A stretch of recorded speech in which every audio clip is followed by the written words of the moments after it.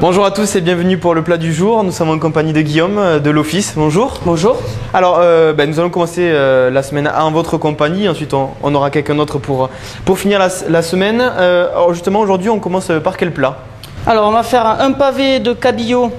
Donc, sans peau, sans arête. Vaut mieux le demander au poissonnier directement comme ça. Un cœur de cabillaud qu'on va cuire à basse température. D'accord. Je vais plutôt le mettre maintenant, comme oui, ça on va pas le perdre mettre de temps. d'emblée. Juste au four avec un peu de sel et un peu d'huile d'olive. Voilà. Donc ça c'est le petit conseil pour la cuisson. Voilà, que ça reste bien moelleux. On va mettre pendant ce temps donc, notre cabillaud au four. Donc il faut compter à peu près un peu moins d'une dizaine de minutes. Voilà. Là on a mis le chaud un peu plus chaud pour gagner un petit peu de temps. Voilà, c'est à peu près 10 minutes de cuisson. Voilà. Alors justement on va en profiter pendant que le poisson cuit pour expliquer un petit peu tout ce que l'on a devant nous. On va expliquer un petit peu tout ce qu'on On va a. travailler le pavé de cabillaud avec des légumes verts. Oui. Donc des petits pois, des fèves et des asperges. D'accord. Les petits pois, on va réaliser une purée. Oui. Donc classique. Donc là, on va les mettre à cuire dans de l'eau salée bouillante. Alors quand on cuit des légumes verts, il ne faut pas hésiter à saler correctement. Donc je vais juste les plonger à peu près pareil, 5 minutes, juste le temps de les cuire. Oui. Et après ça sera mixé avec de la crème qui est ici, que j'ai pensé à faire chauffer un petit peu d'avance pour éviter qu'il y ait un choc thermique. Oui. En mixant les légumes chauds, on les mixera beaucoup plus facilement. Ça va être un plat qui va être assez frais, oui, assez léger aussi, donc il va y avoir de la couleur. Il va y avoir du volume aussi parce qu'on va faire un croustillant donc avec de la feuille de filo qui est ici.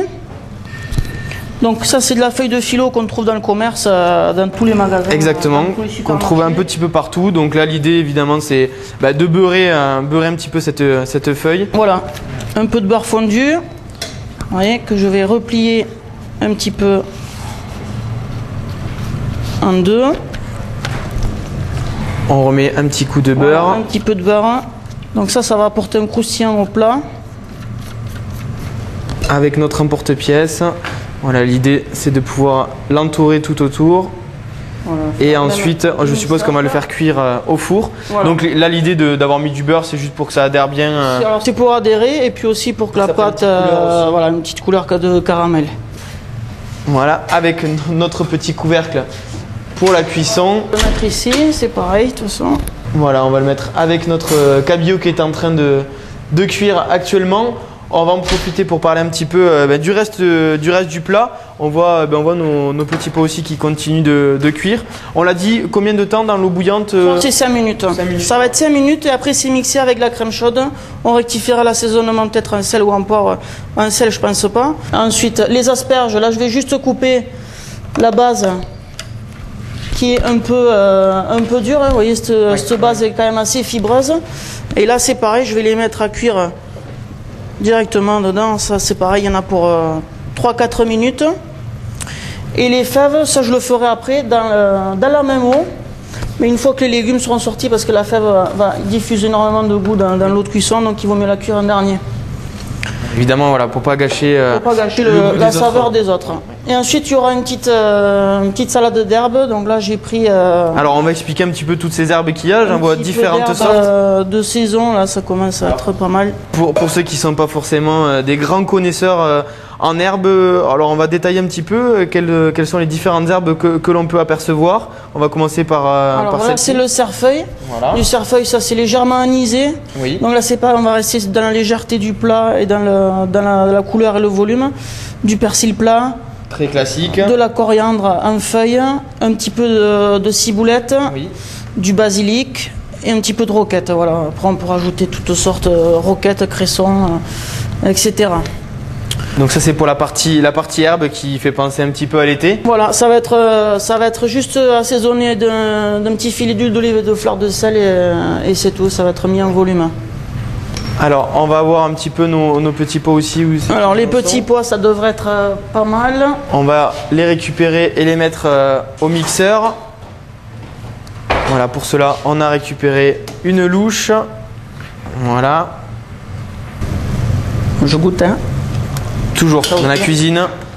N'hésitez pas, c'est bien beau de prendre les recettes où il y a marqué un temps bien donné. Évidemment, je pense que Guillaume ne me contredira pas. Le meilleur dans la cuisine, évidemment, c'est de goûter pour être sûr. Même l'eau salée, j'aurais pu la goûter avant pour voir si c'était effectivement assez salé. Oui. Juste l'eau, quand vous cuisez des pâtes, si vous avez peur que ça soit trop salé ou pas, ben vous goûtez l'eau de cuisson si vous n'êtes pas trompé, puis vous rectifiez. Voilà, l'assaisonnement à la base d'un produit est très important. La crème, qu'est-ce que vous avez mis de particulier dedans? C'est quoi? C'est juste une crème entière. Voilà. Une crème entière que j'ai fait chauffer. Voilà. Il n'y a rien de plus. On va mettre tout ceci donc maintenant au mixeur. Donc on rappelle nos petits pois avec la crème.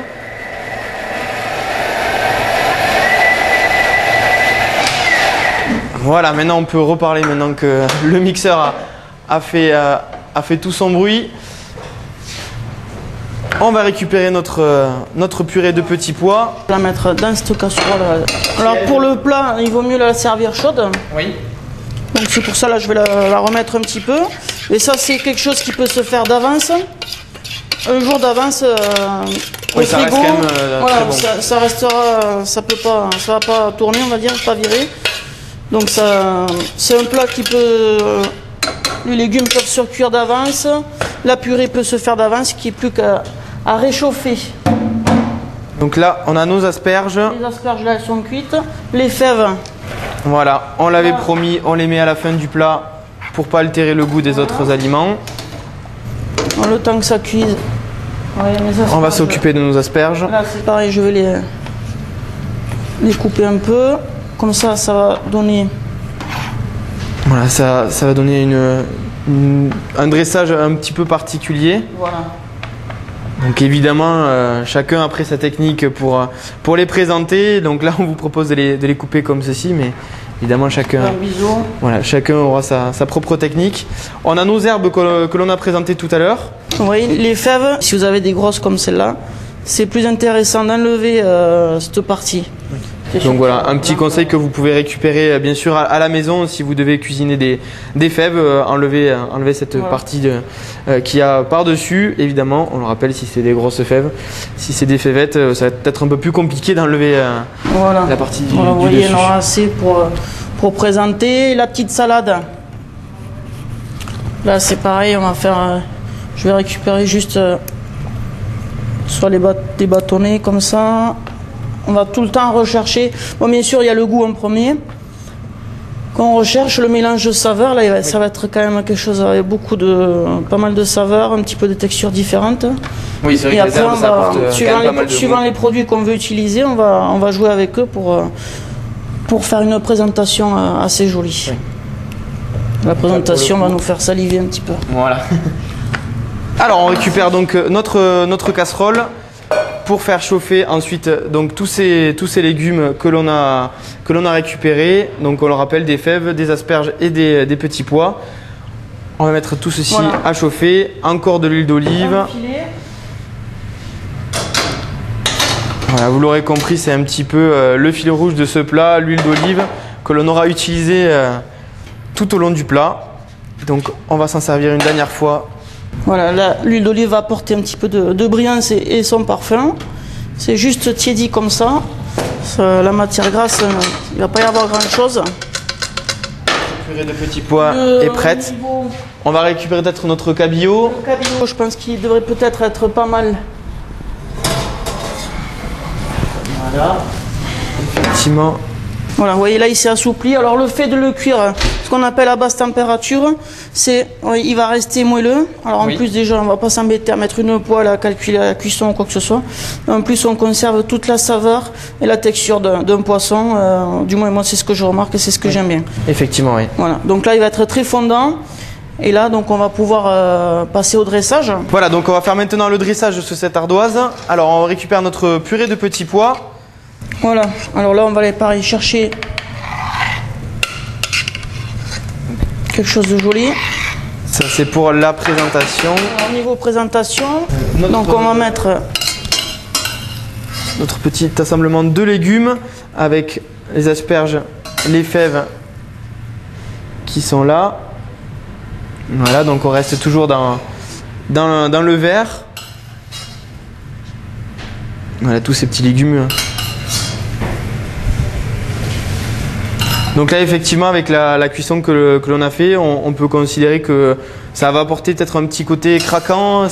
Les légumes, ils sont un peu fermes encore. Oui. Donc le contraste, évidemment, avec la purée de petits pois. Les herbes. Voilà. Pour apporter. Là, j'ai une assiette noire, donc c'est volontaire aussi. Hein. Ça va faire ressortir les couleurs. Voilà, toutes nos herbes que l'on a disposées, voilà, qui donc, on le rappelle, apportent un petit élément de décoration, mais aussi du goût, quand même, c'est aussi le but dans la cuisine. Voilà, et ensuite on va pouvoir... Il ne manquera plus donc que notre cabillaud que l'on va récupérer et notre feuille de filo, et ce sera bon. Pour le cabillaud, le voici. Qu'on le rappelle, on a fait cuire au four.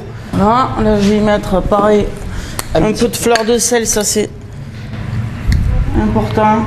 Voilà. C'est quelques graines, très peu. Un peu de poivre blanc aussi. Très joli. Et le croustillant qu'on va pouvoir déposer comme on le souhaite.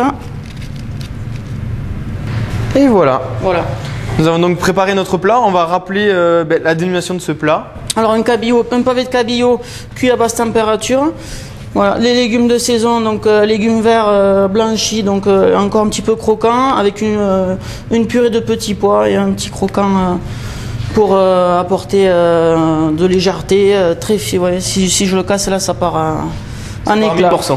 Voilà. Merci encore Guillaume. On se retrouve demain tous les deux. Ouais. Justement, demain, qu'est-ce que vous allez nous préparer? Demain, on va préparer un carpaccio de foie gras sur une crème d'oseille au noix Prat et une gelée au thé fumé. Bon, en tout cas, un plat qui, je crois savoir, est très compliqué à réaliser avec différentes textures. Oui. Merci à tous et bonne soirée. Au revoir. Merci, au revoir.